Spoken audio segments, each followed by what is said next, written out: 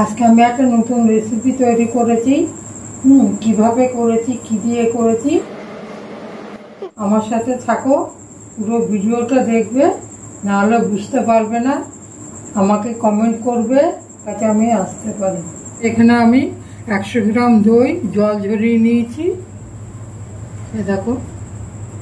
আর এখানে 100 গ্রাম পনির আমি নিয়েছি। পনিরগুলোকে আমি ছোট ছোট পিস করে নিয়ে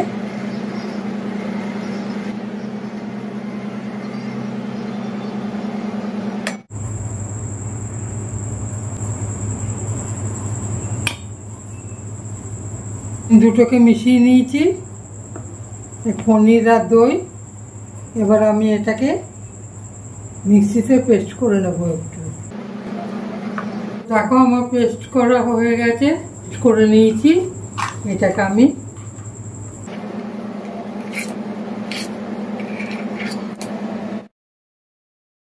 বাটির মধ্যে ঢেলে নিলাম। এর মধ্যে দেখো সামান্য নুন দিলাম আমি অল্প করে। দেখো সামান্য একটু গোলমরিচের গুঁড়ো, সামান্য একটু হিং দিলাম। দিয়ে এটাকে আমি এর মধ্যে 2 চামচ দেবো, কর্নফ্লাওয়ার দেবো। দিলে পরে এটা বাইন্ডিংটা ভালো হবে। দেখো আমি মিক্সির বাটিটা ধুয়ে অল্প একটু জল এর মধ্যে দিয়ে দিলাম।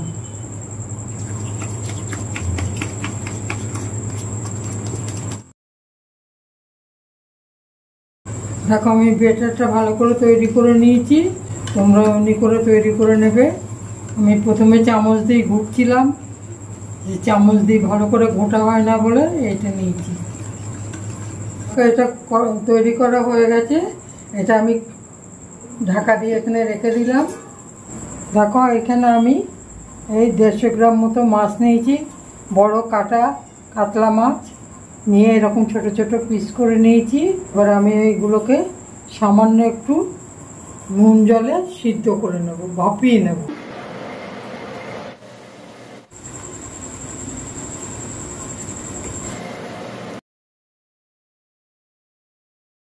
এইভাবে ভাপিয়ে নিলে পরে এই যে এর মধ্যে সামান্য একটু নুন দিয়েছি, তাহলে পরে ভিতরে নুনটাও ঢুকবে আর মাছটাও ভিতরে কাঁচা থাকবে না।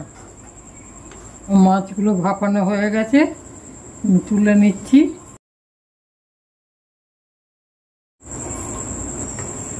কড়াইটা ধুয়ে পরিষ্কার করে ওর মধ্যে তেল গরম চাপিয়ে দিয়েছি। দেখো তেলটা গরম হতে হতে আমি মশলাটা রেডি করে নিই। ধনে 1 চামচ, জিরে 2 চামচ, লঙ্কা গুঁড়ি যে যেরকম ঝাল খায় সে আন্দাজে আমি 1 চামচ লঙ্কা গুঁড়ি দিলাম, ঝাল লঙ্কার গুঁড়ি। হলুদ 1 চামচ, ভিজিয়ে রেখে দেবো জল দিয়ে। তেলটা আমার গরম হয়ে গেছে। দেখো মাছগুলোকে আমি এই ব্যাটারটার মধ্যে ভালো করে চুবিয়ে মাখিয়ে নিয়ে আমি এইগুলো ভালো করে ভেজে নেব, সমস্ত মাছগুলো। আমার তেল গরম হয়ে গেছে, আমি ছেড়ে দিচ্ছি।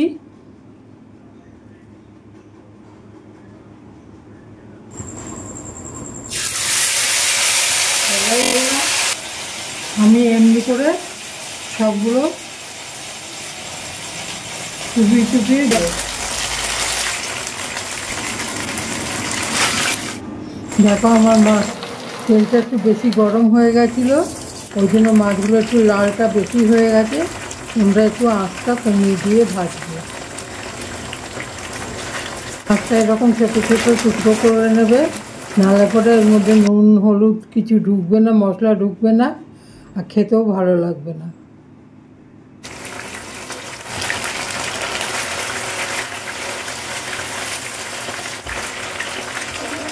আমার সব ভাজা হয়ে গেছে, আমি মাছগুলো এবার তুলে নেব। দেখো আমি ফোড়ন দিচ্ছি 2 এলাচ আর 3টে লবঙ্গ আর 2 তেজপাতা। এর মধ্যে আমি একটা পেঁয়াজ বাটা দিলাম বড় থেকে। পেঁয়াজটা দিয়ে দিলাম, একটু নাড়াচাড়া করব। দেখো 1 চামচ আদা বাটা, 1 চামচ আদা বাটা, 1 চামচ রসুন বাটা দিয়ে আমি একটু ভালো করে কষিয়ে নেব, যাতে আদা রসুনের কাঁচা গন্ধটা চলে যায়।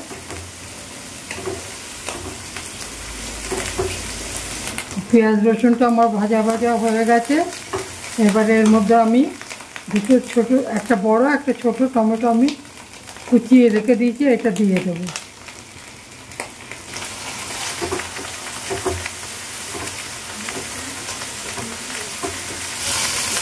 দেখো টমেটোটা আমার ভাজা ভাজা হয়ে গেছে। আমি এর মধ্যে আমি যে মশলাটাকে ভিজিয়ে রেখেছিলাম, আদা, জিরে, ধনে, লঙ্কা, হলুদ, এটা এর মধ্যে দিয়ে দিলাম। আর দেখো সামান্য একটু জল দিয়ে দিলাম। আর মশলাটাকে আমি ভালো করে কষিয়ে নেব। যতক্ষণ তেল না ছাড়বে আমি মশলাটাকে ভালো করে কষিয়ে নেব।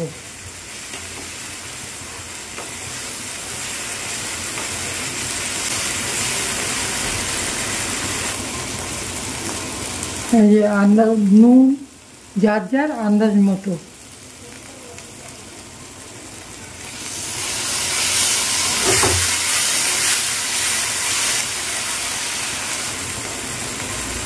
এর মধ্যে আমি একটু কাশ্মীরি লঙ্কার গুঁড়ো দেখো দিয়ে দিলাম রং হওয়ার জন্য।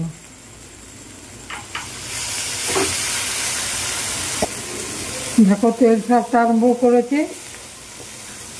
আমি এর মধ্যে আমি যে ব্যাটারটা তৈরি করে রেখে দিয়েছিলাম পনির আর দই দিয়ে, এটা এর মধ্যে দিয়ে দিলাম।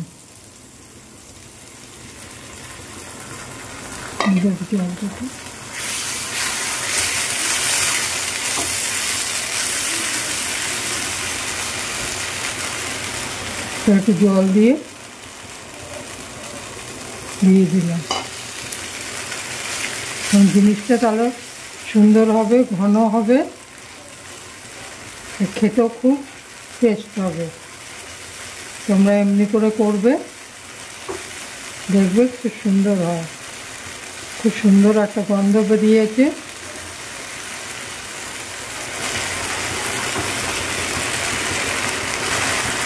দেখো আমার মশলাটা রেডি হয়ে গেছে। আমি এইবার ঝোল দিয়ে দেবো অল্প করে।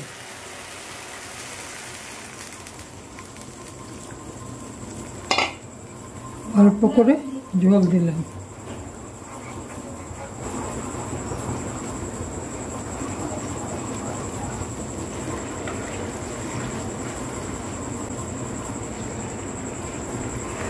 একটু ঢাকা দিয়ে দেবো।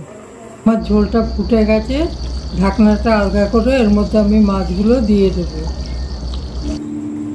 মাছগুলো আমি দিয়ে দিলাম, এবার আমি ঢেকে দেবো। ঢাকনাটা আলগা করে এর মধ্যে আমি একটু শাহি গরম মশলা দিয়ে দেবো। দেখো এর মধ্যে সামান্য একটু শাহি গরম মশলা দিয়ে দিলাম।